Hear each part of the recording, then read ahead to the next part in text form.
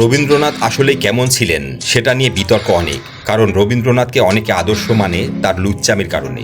কারণ লুচ্চামি করার জন্য অনেকে আদর্শ মানে। আসুন শোনা যাক কেমন ছিলেন রবীন্দ্রনাথ।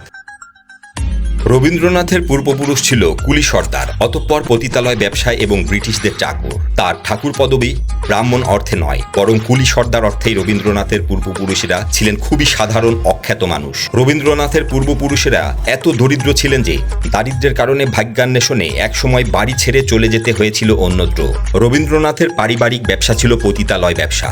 রবীন্দ্রনাথের দাদার শুধু কলকাতায় ছিল 40টা পতিতালয়। তথ্যসূত্র সতীশচন্দ্র চক্রবর্তী সম্পাদিত দেবেন্দ্রনাথ ঠাকুরের আত্মজীবনী 1962, পৃষ্ঠা নম্বর 358 থেকে 60। কলকাতার আনন্দবাজার পত্রিকা, 28 কার্তিক 1406। রঞ্জন বন্দ্যোপাধ্যায়।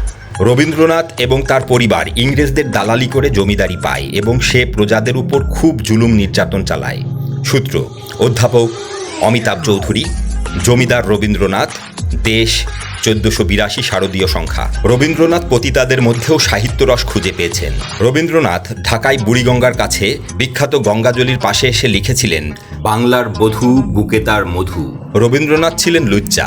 অবৈধ লুচ্চামির কারণে তার সিফিলিস নামক যৌন রোগটি হয়েছিল। রবীন্দ্রনাথের সিফিলিস হয়েছিল এর সূত্র বই নারী নির্যাতনের রকমফের, লেখক সরকার শাহাবুদ্দিন আহমদ, পৃষ্ঠা 341।